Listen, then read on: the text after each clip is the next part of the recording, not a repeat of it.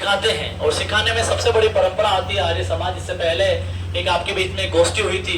मैं अशोक जी सर को कहना चाहूंगा कि इससे पहले जो पंडित जी पधारे थे अपने सेक्टर 4 में, तो वो यहाँ पधारे थे और बच्चों के बीच में अपनी बात, उस दिन मेरा क्या मोटिवेशन सेमिनार बाहर था, लेकिन आज आपका पधारना हुआ अध्यक्ष महोदय के नाते मैं चाहूंगा एक बार जोरदार तालियों से स्वागत और अभिनंदन करें अशोक का।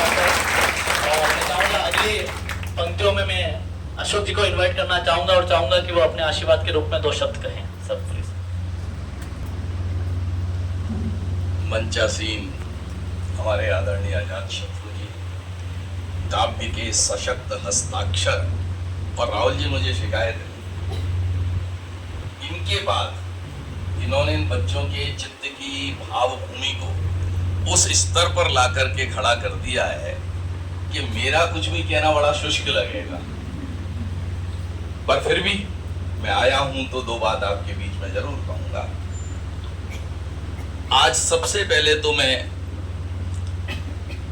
जिन महान व्यक्ति को हम आज स्मरण कर रहे हैं, कृष्णावत साहब, उनको नमन करता हूं, उनकी स्मृति को नमन करता हूं। और मुझे जैसे आपने कहा मुझे उनका सानिध्य मिला, और मैं एक शब्द में उसको अगर निरूपित करना चाहूं तो मैं कहूंगा वो यज्ञ पुरुष थे। मैं अभी इसी बात को आपके सामने भी कहूंगा इसलिए। अच्छा, भाई साहब ने, आजाद शत्रु जी ने जो समा बांधा, थोड़ा सा उससे शुष्क की तरफ तो जा रहा हूं मैं, पर कृपया साथ दीजिएगा। तो आपने स्वर्ग की बात कही थी, ये स्वर्ग क्यों नहीं छोड़, स्वर्ग को छोड़ने के लिए इसलिए तैयार हो गए थे कि उदयपुर की जो रमणीयता है, मनमोहकता है, वो स्वर्ग जैसी ही है, वरना स्वर्ग को छोड़ने को कोई तैयार नहीं होता। अच्छा, आप में से कितने लोग हैं, अगर ऑप्शन दिए जाएं स्वर्ग और नर्क के, तो क्या चुनेंगे? कोई ऐसा है नर्क चुनेगा?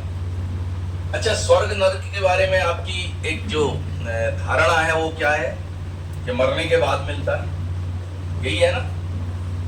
तो मैं यहां आपको ये कहना चाहता हूं, मरने के बाद ना स्वर्ग मिलता है ना नर्क मिलता है। जो कुछ मिलता है वो इसी समय आपके इस जीवन में मिलता है। स्वर्ग किसे कहते हैं? महर्षि दयानंद जी महाराज कहते हैं सुख विशेष का नाम स्वर्ग है, जहां सुख ही सुख हो, और दुख विशेष का नाम नरक है। तो हम इसलिए सुख चाहते हैं कि जीवात्मा सुख की ही तो तलाश करता है। आप क्यों पढ़ रहे हैं? इससे दुख मिलेगा आपको, इसलिए पढ़ रहे हैं। आपको पता है कि आप जो प्राप्त करने जा रहे हैं, जिसकी आशा में आप मेहनत कर रहे हैं, वो कहीं ना कहीं आपको सुख देने वाला है। और कल को अगर ये पता चल जाए आपको कि नहीं ये तो गड़बड़ हो जाएगी, सारा दुख मिलेगा, तो बताइए कोई पढ़ेगा? नहीं पढ़ेगा, है ना? तो इसलिए सुख की इच्छा में ही हम आगे बढ़ते हैं। और एक बात और कह दूं मैं, जीवात्मा के पास सब कुछ है, भगवान ने भर भर के दिया है, पर एक चीज अपने पास रखी है, वो है सुख। इसीलिए सुख को तलाश करते हुए, आध्यात्मिक साधनों का प्रयोग करते हुए हम अपनी भौतिक आवश्यकताओं में संलग्न होते हैं। उसको, उसकी उपेक्षा नहीं है, वो प्राप्त करना ही है, वो भी सुख का साधन है, पर वस्तुतः अध्यात्म जो है वो आनंद का साधन है। अब ये सुख प्राप्त कैसे होगा? 1 लाख रुपए की सैलरी पैकेज मिल जाए महीने का, उससे सुख मिलेगा? 10 लाख का मिल जाए, 25 लाख का मिल जाए, उससे सुख मिलेगा? बताइए। मिल सकता है, पर जरूरी नहीं मिलेगा। अगर ऐसा होता तो जिन धनाढ्यों के नाम भाई साहब ने लिए थे अपनी कविता में, वो सुखी ही सुखी होते। और आपको पता है उनको नींद भी नहीं आती। आज एक बात बताता हूं आपको। मुसोलिनी इटली का डिक्टेटर था, कोई छोटी मोटी बात थी? एक भरे पूरे देश में जो कह दे वो हो जाएगा, ऐसा व्यक्ति था मुसोलिनी, पर उसको नींद नहीं आती। बताइए वो सुखी था? 6 महीने से अनिद्रा के रोग से पीड़ित था वो। और हमारा ही भारत का एक संगीतज्ञ वहां जाता है, ठाकुर ओंकार नाथ, उठा के देख लीजिएगा, गूगल में मिल जाएगी आपको ये घटना। वो वहां जाते हैं और जैसे ही अपनी रागिनी बजाते हैं, उनको लगता है कि मेरा चित्त बड़ा शांत हो गया, तो वो कहते हैं कि आप मेरे घर पे आइए। वो घर पे जाते हैं रात के समय डिनर के बाद। जब वो अपनी रागनी सुनाते हैं, 6 महीने के पश्चात उसको नींद आई और जब वो सुबह उठा तो वो चिड़चिड़ा मुसोलिनी चिड़चिड़ा नहीं था। आप और हम जानते हैं कि एक दिन भी नींद नहीं आए ना तो दूसरे दिन हम चिड़चिड़े हो जाते हैं, किसी चीज में मन नहीं लगता। तो वो सुखी कैसे हुआ? इसका मतलब सुख न साम्राज्य में है न पैसे में है, धन संपत्ति ये एक साधन है, ये जरूर है। ये नहीं होते तो हम बहुत सारी चीजों से वंचित रहते हैं, तो इसको कमाना तो जरूरी है, परंतु असल उद्देश्य हमारा ये नहीं होना चाहिए। मैं 1 मिनट आपसे क्षमा चाहूंगा, मुझे थोड़ा, अगर पैकेज में सुख होता, मैं ये नहीं कह रहा हूं आप उसके लिए कोशिश मत करिए, बिल्कुल करना है, वो साधन है, परंतु अगर सुख मिलता तो हमारे राहुल भाई पैसिफिक में कर रहे हैं ना, क्या दिक्कत थी? करो, मस्त रहो। इनको क्या आवश्यकता थी कि इन्होंने चिंतन किया कि मैंने तो ठीक है अपना गंतव्य प्राप्त कर लिया भौतिक समृद्धि का, परंतु बहुत से युवा ऐसे भटक रहे हैं जिनके पास साधनों की कमी है, जिनके पास मार्गदर्शन की कमी है। तो इन्होंने अपना सारा समय उसके अलावा वो इस चिंतन में लगाया, न केवल चिंतन में लगाया बल्कि कार्य योजना बनाई, न केवल कार्य योजना बनाई बल्कि एक पूरा का पूरा यहाँ पर इन्होंने यज्ञ वेदी बना करके निर्मित कर दी, जिस यज्ञ वेदी में प्रतिदिन ये आहुति देते हैं और आप सब उसके दमकते, जैसे समिधा जाकर के दमकती है ना, ठीक उसी प्रकार से आप लोगों को दमकाने का कार्य ये कर रहे हैं। क्यों? क्योंकि इनको वो स्वर्ग चाहिए, इनको मन की शांति चाहिए, इनको सुख चाहिए। अच्छा, अब एक बात बताएं मेरे को, आप सब भी यज्ञ कर रहे हैं, यज्ञ होता क्या है? आप समझ रहे होंगे शायद अग्निहोत्र या हवन करते हैं ओम स्वाहा, केवल वो यज्ञ नहीं होता, वो एक प्रतीक है। यज्ञ में करते क्या, यजमान क्या करता है? अपने पैसे से सामग्री लाता है, घी लाता है, सब कुछ साधन लाता है, और फिर क्या कहता है? ओम अग्नये स्वाहा, ओम सोमाय स्वाहा। वो ला करके अपनी संपत्ति को अग्नि में समर्पित कर देता है बिना किसी भावना के, क्योंकि इसीलिए तो वो कह पा रहा है इदम राष्ट्राय इदम न मम, ये मेरा नहीं। हर एक आहुति के बाद वो कहता है यह मेरा नहीं है। यानी ये बात समझ रहा है, और ये आपको भी समझनी चाहिए कि जो कुछ भी हमारे पास है वो भी तो हमारा नहीं है, वो भी हमें किसी से प्राप्त, किसी ने दिया है, और वो देने वाला कौन है? परम पिता परमात्मा। इसलिए उसी में से कुछ हम दूसरों को देने की प्रवृत्ति यज्ञ के माध्यम से। अच्छा, एक बात बताइए, अग्नि में जो हमने डाला, अग्नि ने अपने पास रख लिया उसको? उसने क्या किया? अग्नि ने उसको वातावरण में विस्तीर्ण कर दिया। यानी आपने जो सुगंधित द्रव्य डाले थे वो कई गुना बढ़कर के जनता जनार्दन के पास पहुंच गए। अच्छा, उसमें आपका कोई शत्रु भी है? शत्रु से मतलब जिसको आप नहीं चाहते वो भी है। आपको ऐसी विधि है कि रोक लेंगे कि ये इधर मत जाना इसके पास? यज्ञ वही चीज है, ये शत्रुता और मित्रता का भेद भुला देता है, क्योंकि वो क्षण भंगुर होती है, वो किसी कारण से हमारे मन में पैदा हो जाती है, वो हमारी स्थायी संपत्ति नहीं होनी चाहिए। जिस दिन स्थायी संपत्ति हो जाएगी हम नहीं रहेंगे। इसलिए हमें ये ध्यान रखना चाहिए कि यज्ञ जिस प्रकार से कोई भेद नहीं करता है और सबके कल्याण के लिए चारों तरफ उस सुगंध को फैला देता है, ठीक उसी तरीके से हम अपने जीवन को भी निर्माण करें। आप RAS दे रहे हैं, आप और सारी परीक्षाएं दे रहे हैं, आपकी मेहनत, राहुल जी की ललक और ये सारा का सारा जो प्रकल्प है, निश्चित रूप से मैं प्रभु से प्रार्थना करता हूँ उसमें सफलता प्राप्त करें। परंतु उसको करने के साथ एक बात जरूर ध्यान रखिए, आपका उद्देश्य केवल वो पैकेज प्राप्त कर लेना नहीं था। वो शिक्षा नहीं होती है बच्चों। शिक्षा का उद्देश्य ये नहीं है कि आप केवल एक आजीविका कमा लें। शिक्षित व्यक्ति अपना, परिवार का, समाज का, राष्ट्र का, विश्व का कल्याण करने के लिए सदैव तत्पर रहता है। वो यज्ञ की समिधा की भांति जलता रहता है। जीवन उसी का सफल है और उसी को परमपिता परमात्मा अपनी गोद में उपासना के समय बिठा लेते हैं कि मेरे बच्चे आ, तूने वस्तुतः जीवन के मूल्य को समझा। अच्छा, एक बात बताइए, हम इंजीनियर बन गए, राइट?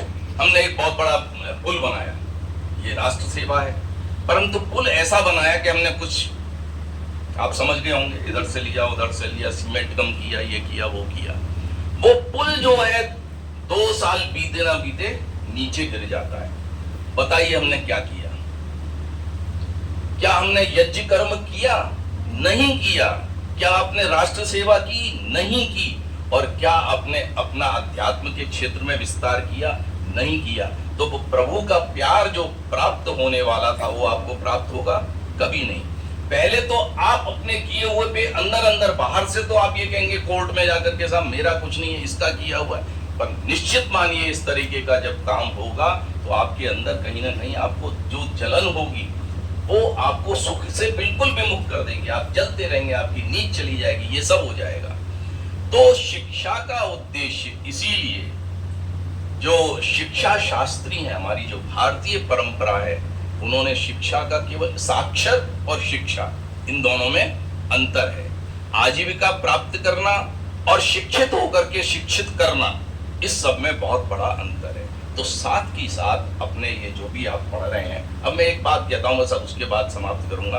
आप भी सोच रहे होंगे कितने लालित्यपूर्ण वातावरण से आपको मैं घसीट लाया इस तरफ। एक वेद मंत्र आता है, सूर्या चंद्र मसा विव पुनर्ददताग्नता जानता संगमे मही। बड़ी सुंदर बात कही है कि देखो, सृष्टि में हर कोई एक जैसा नहीं होता है। क्या सूर्य और चंद्र एक जैसे? सूर्य सूर्य है, चंद्र चंद्र है। चंद्रमा को अगर सूर्य की रोशनी न मिले तो काय का चंद्रमा है? सूर्य कह दे मैं तेरे को अपनी रोशनी नहीं देता हूं, चल, तो वो चंद्रमा रहेगा? नहीं। पर चंद्रमा भी क्या कर रहा है? सूर्य की तपती हुई किरणों को अपने अंक में समा करके उसको शीतल कर दे रहा है, और उसकी चांदनी में आप जो है लुत्फ ले रहे हैं, घूम रहे हैं, आपको बड़ा आनंद आ रहा है। तो सूर्य अपना काम कर रहा है, चंद्र अपना काम कर रहा है। एक बहुत बड़ा है, एक बहुत छोटा है। आपके मध्य में भी ये डिफरेंस हो सकता है, परंतु ऐसा होने से क्या सूर्य यूं खड़ा हो जाए और चंद्र यूं खड़ा हो जाए?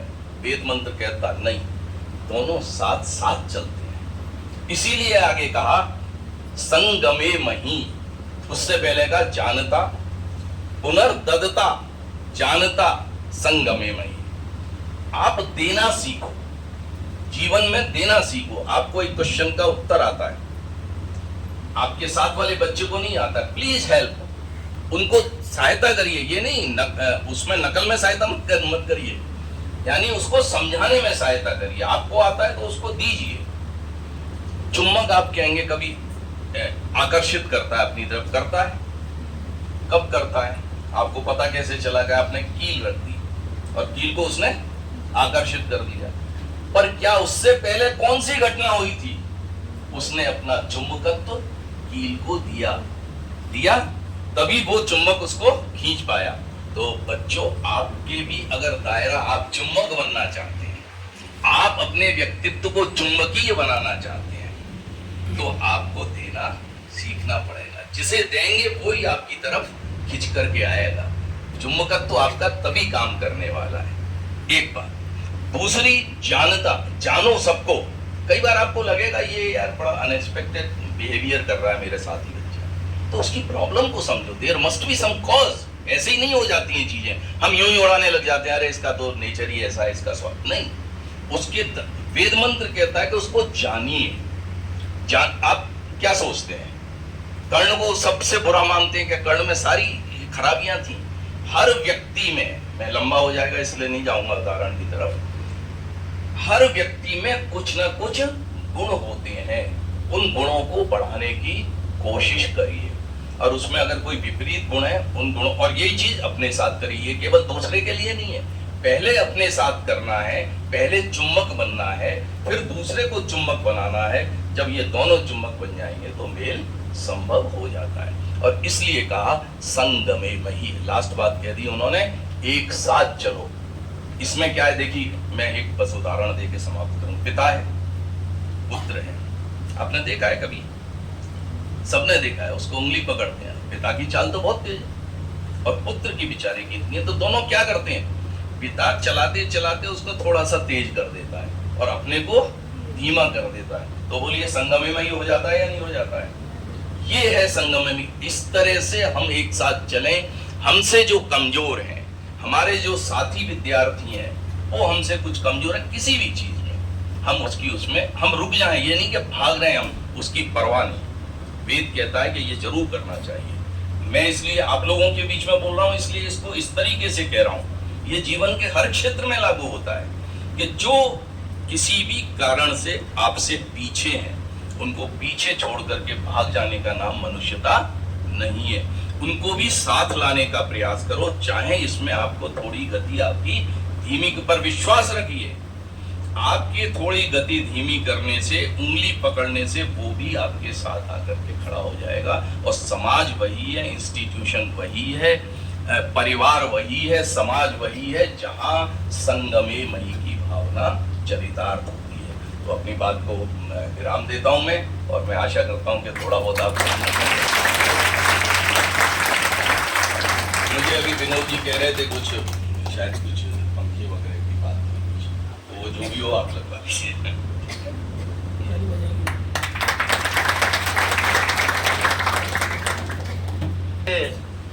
सर ने अपनी बात को, विचारों को आपके बीच में रखा। मुझे ऐसा लगता है कि पूजने वाले लोग पत्थर को भी पूजते हैं, और जिसके अक्ल में पड़े हो पत्थर पत्थर ही सूझते हैं। सर ने कम समय में जो वैचारिक विचारधारा आपके बीच में सर्जित की, मैं चाहूँगा एक बार जोरदार तालियों से सबका स्वागत करेंगे। मैं सच महीने में आज हम बड़े गदगद हैं कि काफ़ी समय से इस तरह का औतप्रोत कार्यक्रम नहीं हुआ। मैं कविराज भाई साहब के बधाने से यहाँ की जो कार्यक्रम की जो चार चांद की शोभा लगी है, मुझे लगता है कि एक बड़ा कार्यक्रम आपके सानिध्य में हम उदयपुर में करेंगे। अब मैं चाहूँगा कि विनोद